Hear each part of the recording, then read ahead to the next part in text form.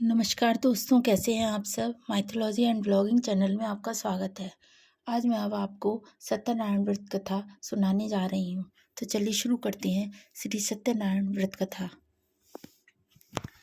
एक समय सुंदर निमिषारण्य में सौनकादिक 88,000 ऋषियों की सभा में ज्ञानवान व्यास जी के शिष्य सूत जी अपने शिष्यों सहित हरि स्मरण करते हुए पधारे। संपूर्ण शास्त्रों के अर्थ को जानने वाले श्री सूत जी को आते देख तपस्वी सौनकादिक ऋषि सत्कार को उठकर खड़े हो गए और उन्होंने बड़े प्रसन्न मन से उनकी आवभगत की। मुनियों के दिए हुए आसनों पर अपने शिष्यों सहित जब बैठ गए तब सौनकादिक मुनियों ने हाथ जोड़कर पूछा कि हे महर्षि, कलयुग में सब मनुष्य पाप करने में तत्पर और वेद विद्या में रहित होंगे, उन सब का उद्धार किस प्रकार होगा। हे सूत जी, किस तरह थोड़े समय में पुण्य प्राप्त होंगे। ऐसा कोई व्रत कहिए जो मनुष्य ज्ञान रूपी रत्न से दूसरे को संतुष्ट करते हैं, उन्हें मनुष्य धारण किए हुए नारायण ही जानो। सूत जी बोले कि हे मुनि श्रेष्ठ, तुम धन्य हो, तुम वैष्णवों में पूज्य हो, क्योंकि आप सब प्राणियों का हित चाहते हो। हे सौनक सुनो, आज आप लोगों से उस व्रत को कहूंगा जिस व्रत को एक दिन तुम्हारी भांति ही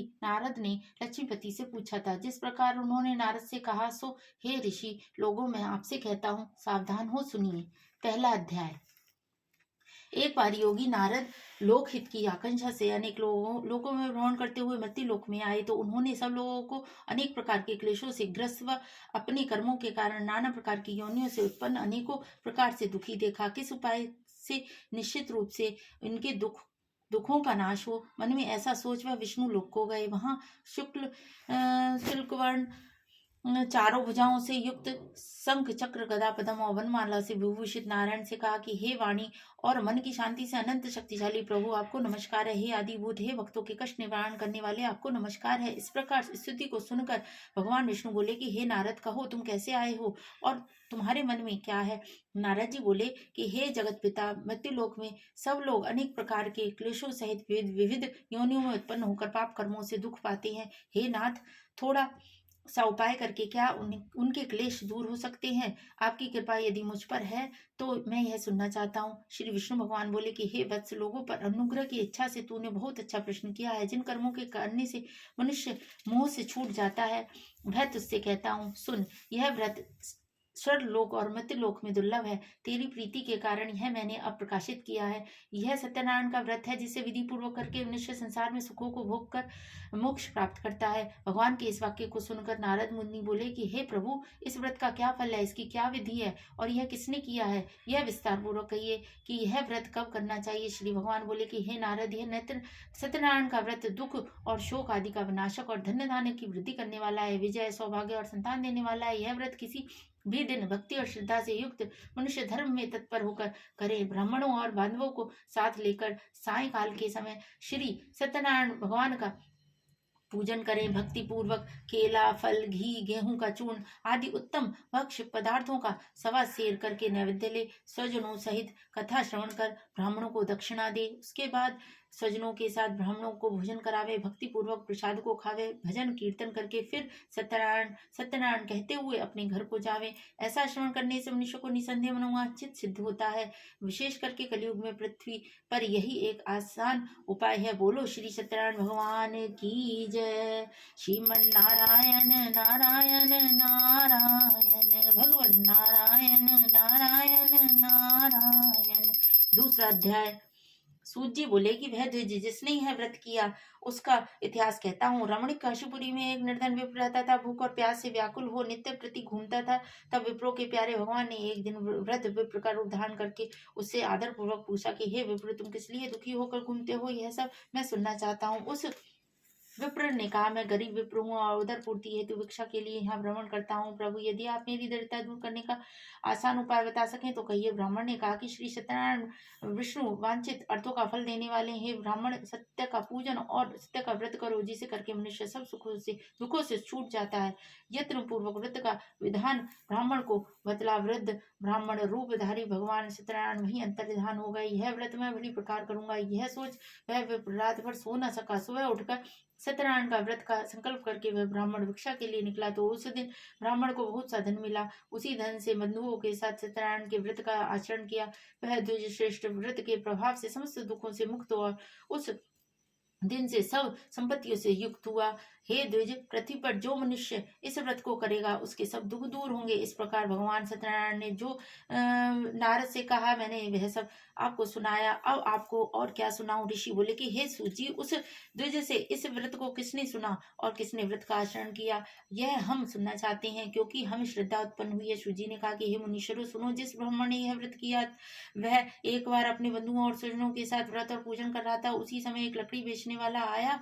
लकड़ी बाहर रखकर द्विज के घर में गया, क्योंकि उसे प्यास लग रही थी। व्रत करने वाले ब्राह्मण को देखकर वो नमस्कार करके कहने लगा कि आप यह क्या कर रहे हो, इसे करने से क्या फल होता है, मुझसे विस्तार पूर्वक कहिए। द्विज ने कहा कि सब प्रकार के मनोवांछित फल देने वाला यह सत्यनारायण का व्रत है। इसकी कृपा से मुझे बहुत धन धान्य की प्राप्ति हुई है। इस व्रत की जानकारी प्राप्त कर वह लकड़ी बेचने वाला बहुत प्रसन्न हुआ और नगर को गया तथा विचार किया कि आज लकड़ी बेचने से जो धन प्राप्त होगा उससे सत्यनारायण देव का उत्तम व्रत करूंगा। उस दिन उसे लकड़ियों की दुगनी कीमत मिली। वह प्रसन्नचित्त हो पके हुए केले के फल, शक्कर, घी, दूध और गेहूं का आटा इन सबको एकत्र कर प्रसाद को लेकर अपने घर पहुंचा। तब उसने अपनी पत्नी सहित विधि पूर्वक व्रत किया। उसके प्रभाव से लकड़हारा धनवान और पुत्रवान हुआ और भक्तवत्सल सत्यनारायण की कृपा से इस लोक में सुख भोग कर अंत में सुरपुर को गया। बोल श्री सत्यनारायण भगवान की जय।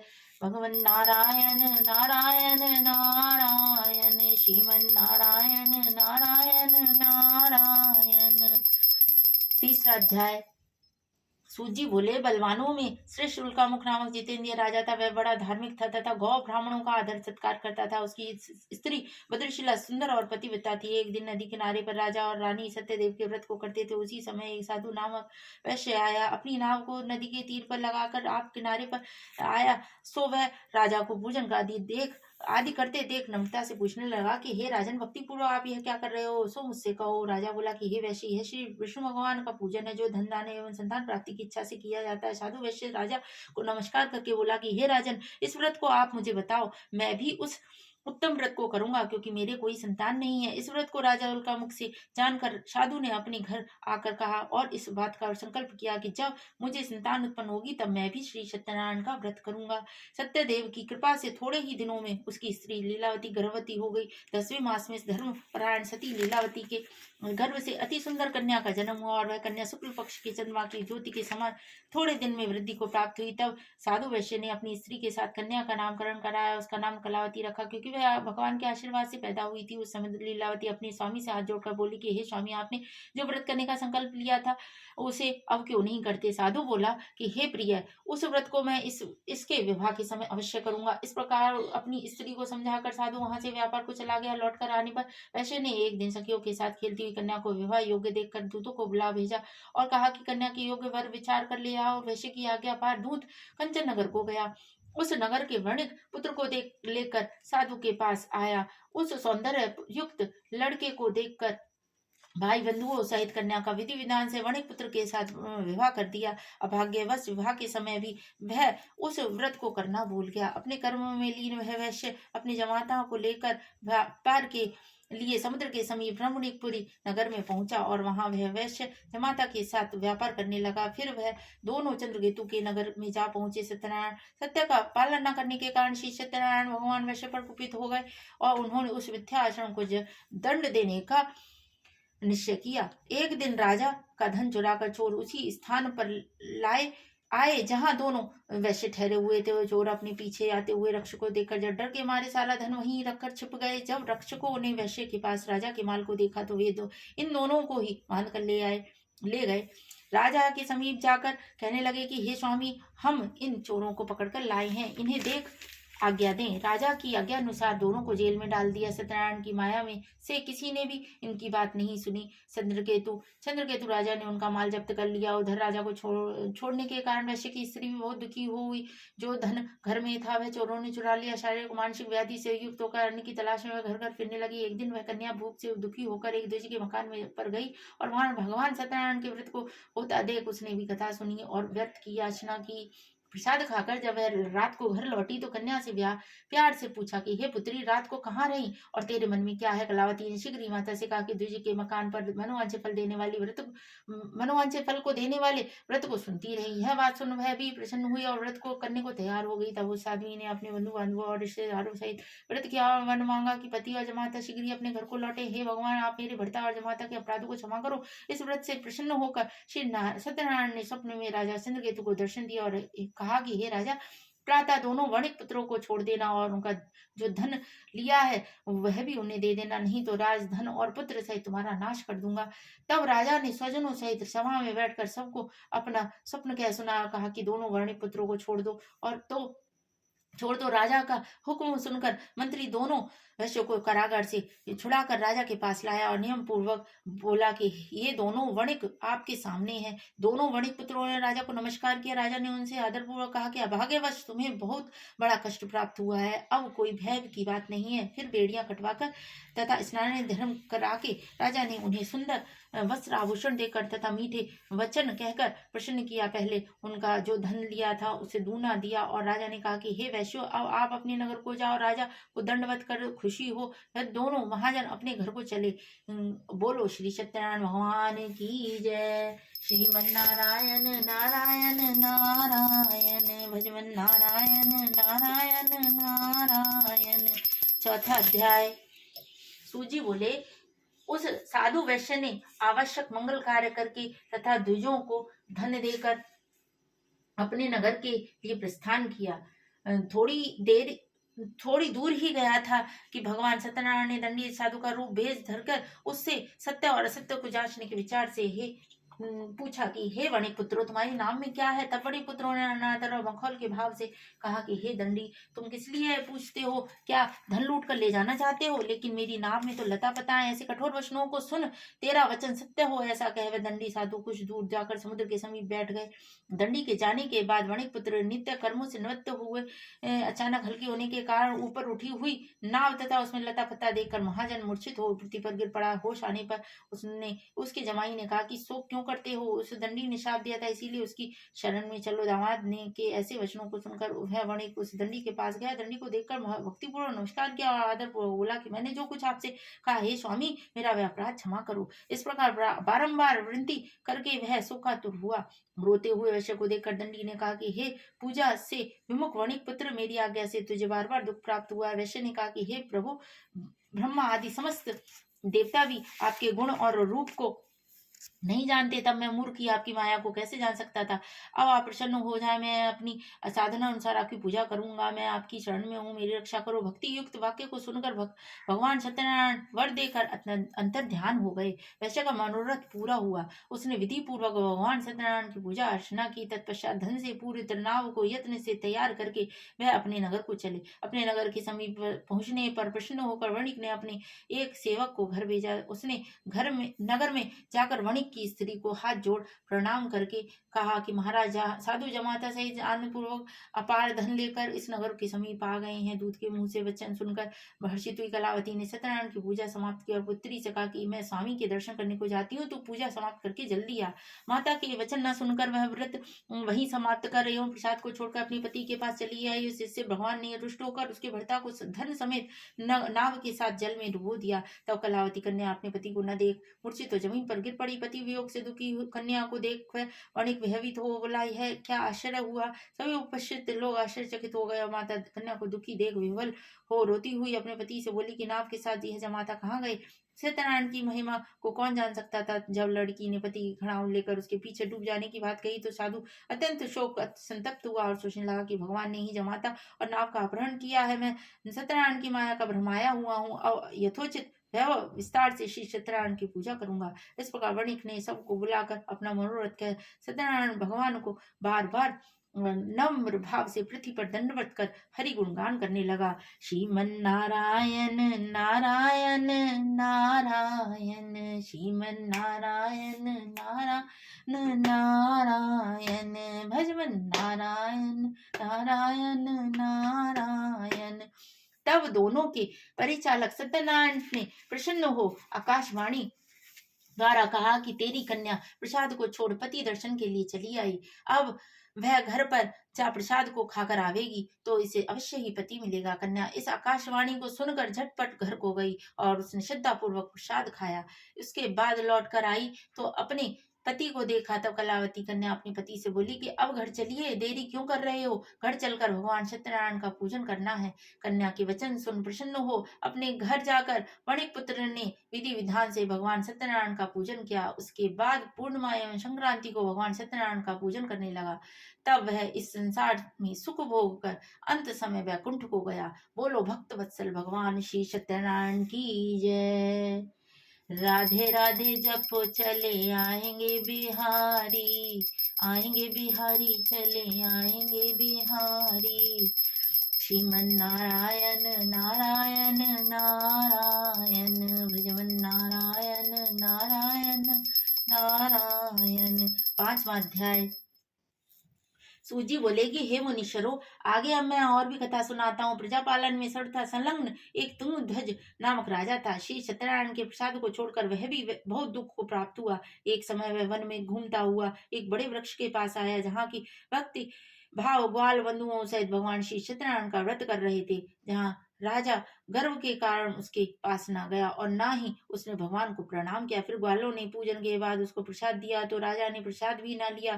तब इस आचरण के कारण उसके 100 पुत्र नष्ट हो गए। बहुत दुखों को पाने के बाद राजा ने निश्चय किया कि मेरा जो धन धान्य आदि था वह सब भगवान सत्यनारायण ने नष्ट कर दिया, इसलिए मैं वहां जाता हूँ जहाँ सत्यनारायण भगवान का पूजन हो रहा था। तब वह वन में ग्वालों के पास गया और ग्वालों सहित विधि पूर्वक भगवान सत्यनारायण का पूजन किया और उनकी कृपा से धन दान और पुत्र वान हुआ और इस लोक में सुख भोग कर अंत में वैकुंठ को गया। जो इस परम दुर्लभ सत्यनारायण भगवान के व्रत को करेगा और इस कथा को भक्ति पूर्वक सुनेगा तो सत्यनारायण की कृपा से उसे धन संतान एवं समस्त सुखों की प्राप्ति होगी। दरिद्र को धन उपलब्ध होगा, राज दरबार में विजय मिलेगी, भयभीत हुआ भय से छूटेगा, इस लोक में मनवांछित फल भोग कर अंत में सत्यपुरी को प्राप्त हुआ। हे मुनियों, इस प्रकार सत्यनारायण की पूजा विशेष फल देने वाली है। कई मनुष्य इसे काल कहेंगे, कोई ईश, कोई सत्यनारायण, कोई सत्य देव कहेंगे। अनेक रूपों को धारण किया यह सनातन रूप मनोकामनाओं को पूर्ण करने वाला है।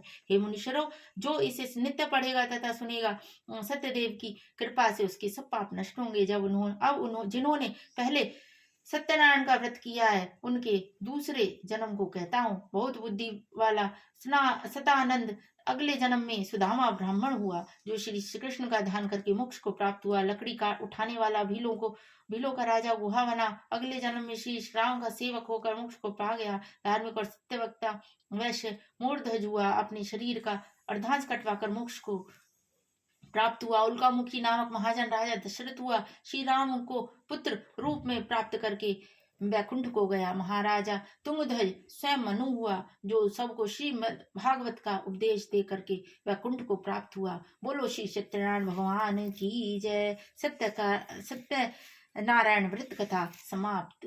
बोलो श्रीमन नारायण नारायण नारायण, भजमन नारायण नारायण नारायण।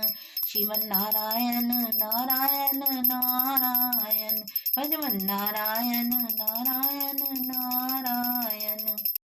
मेरा आपकी कृपा से सब काम हो रहा है, मेरा आपकी कृपा से सब काम हो रहा है।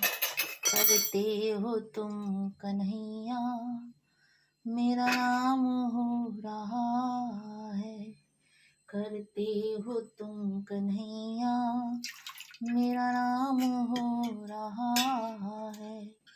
मेरा आपकी कृपा से सब काम हो रहा है। पतवार के बिना ही मेरी नाव चल रही है, हैरान है जमाना मंजिल ही मिल रही है। मेरा आपकी कृपा से सब काम हो रहा है। करते हो तुम कन्हैया मेरा नाम हो रहा है। मेरा आपकी कृपा से सब काम हो रहा है। सत्यदेव भगवान जी की आरती। ओम जय लक्ष्मी रमना, श्री जय लक्ष्मी रमना, सत्यनारायण स्वामी जनपातक हरना। ओम जय लक्ष्मी रमना, रत्न जड़ित सिंहासन अद्भुत छवि राजे, नारद करत निरंजन घंटा ध्वनि बाजे।